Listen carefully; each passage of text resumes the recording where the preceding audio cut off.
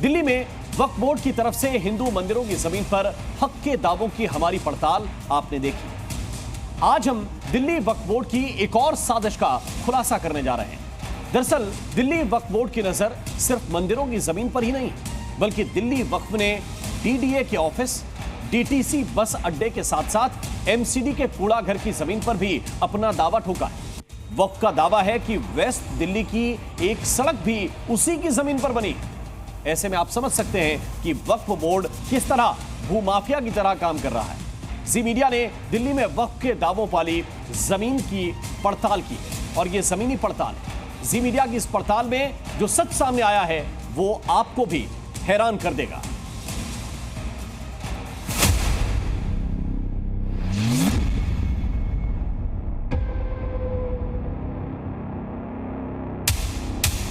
हिंदू मंदिरों पर वक्फ का दावा।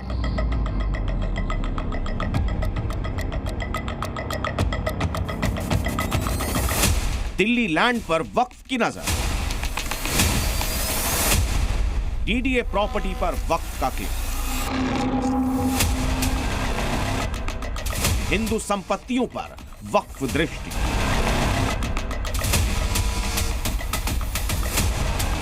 वक्फ संशोधन बिल का प्रस्ताव आते ही वक्फ बोर्ड तिलमिला उठा और साल 2019 में दिल्ली अल्पसंख्यक कल्याण बोर्ड की एक रिपोर्ट में जो दावे किए गए हैं उसे देखकर तो यही समझ आता है कि न खाता न बही, वक्फ बोर्ड जो कहे वही सही। वक्फ यानी दान के नाम पर जमीन और संपत्ति हासिल करने वाले वक्फ बोर्ड देश की तीसरी बड़ी प्रॉपर्टी का मालिक बना बैठा है। लेकिन लालच और साजिश के इंतहा देखिए कि दिल्ली वक्फ बोर्ड राजधानी में मंदिरों और हिंदू प्रॉपर्टीज के साथ साथ डीडीए के दफ्तर, डीटीसी बस अड्डा, यहां तक कि एमसीडी के कूड़ा घर को भी अपनी प्रॉपर्टी बता रहा है। यह दिल्ली सरकार के अल्पसंख्यक मंत्रालय को दी गई वर्ष 2019 की रिपोर्ट है। रिपोर्ट के पेज नंबर 34 पर बताया गया है कि दिल्ली के मंगलापुरी इलाके का खसरा नंबर 163 वक्फ बोर्ड की जमीन के रूप में दर्ज है, लेकिन इस जमीन पर डीडीए का दफ्तर, सड़क, डीटीसी का बस अड्डा और एमसीडी का कूड़ादान वक्फ की जमीन पर कब्जा करके बनाया गया है। अब आपको वक्फ के दावे वाली जगह दिखाते हैं। यह है मंगलापुरी की वो सड़क जिस पर अभी गाड़ियां दौड़ रही हैं, बस, कार, साइकिल चल रही है, लेकिन वक्फ इसे अपनी जमीन बता रहा है। जमीन भी हमारी है, आसमां भी हमारा है, कहने को तो सारा हिंदुस्तान हमारा है, लेकिन इस कहावत को साक्षात किया है दिल्ली वक्फ बोर्ड ने, क्योंकि दिल्ली माइनॉरिटी कमीशन के मुताबिक ये जो सड़क है, इस सड़क के ऊपर ये जो गाड़ियां चल रही हैं, जो लोग चल रहे हैं, जो साइकिलें चल रही हैं, ये जो सड़क है डामर की बनी हुई, ये सड़क भी वक्फ बोर्ड की संपत्ति है। और ये हम नहीं कह रहे हैं, ये दिल्ली माइनॉरिटी कमीशन कह रही है कि खसरा नंबर 163 में ये सड़क भी आती है और इसे इंक्रोच कर लिया गया है। अब इस सरकारी दफ्तर को देखिए, नाम है दिल्ली विकास प्राधिकरण यानी डीडी, लेकिन वक्फ के मुतवल्लियों के मुताबिक ये भी उसकी ही जमीन पर अतिक्रमण करके बना है। वक्फ बोर्ड के मुताबिक ये जो ऑफिस बना हुआ है मंगलापुरी में डीडीए का, ये भी उनकी संपत्ति है। और ये हम नहीं कह रहे हैं, ये भी दिल्ली माइनॉरिटी कमीशन की रिपोर्ट ही कह रही है। और यहाँ तक कह रही है कि डीडीए ने तो उनकी जमीन के ऊपर कब्जा करके अपना ऑफिस बनाया है। तो ये स्थिति है इस वक्त देश की राजधानी दिल्ली में, जहाँ पर क्या सड़क हो, क्या सरकारी ऑफिस हो, हर किसी को वक्फ बोर्ड की संपत्ति घोषित किया गया है।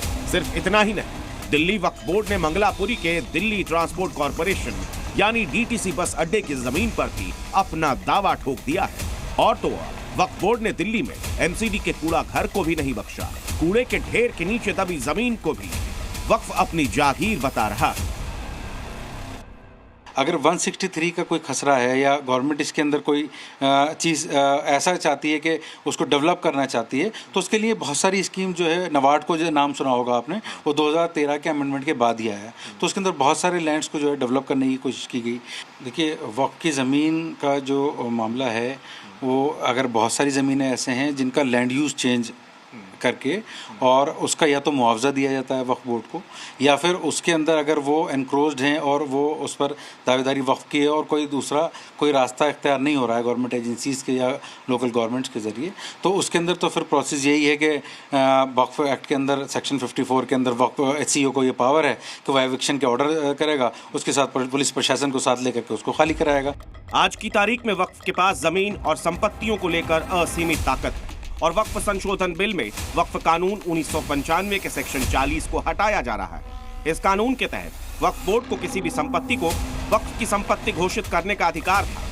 दरअसल वक्फ अधिनियम की धारा 40 पर सबसे ज्यादा विवाद है। धारा 40 में प्रावधान है कि अगर वक्फ बोर्ड किसी संपत्ति को वक्फ संपत्ति समझता है तो उस पर दावा कर सकता है। धारा 40 वक्फ बोर्ड को अधिकार देता है कि संपत्ति को नोटिस देकर और फिर जांच करके वक्फ की प्रॉपर्टी तय कर सकता है वो वक्फ की जमीन है।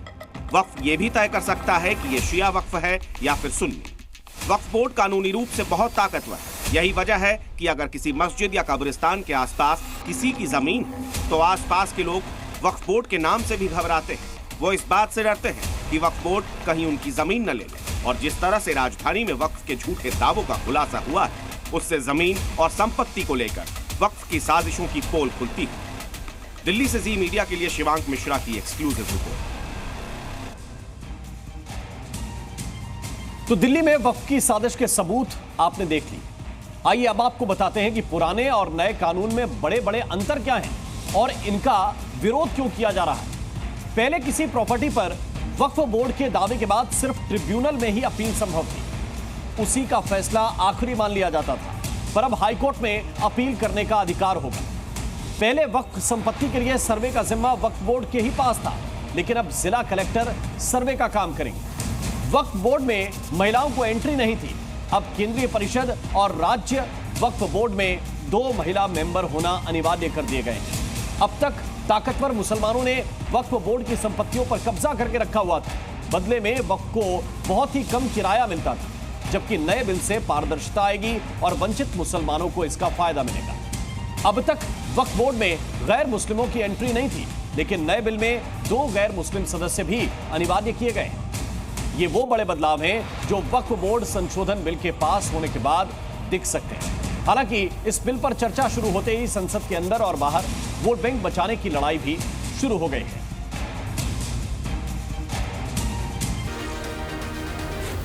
जी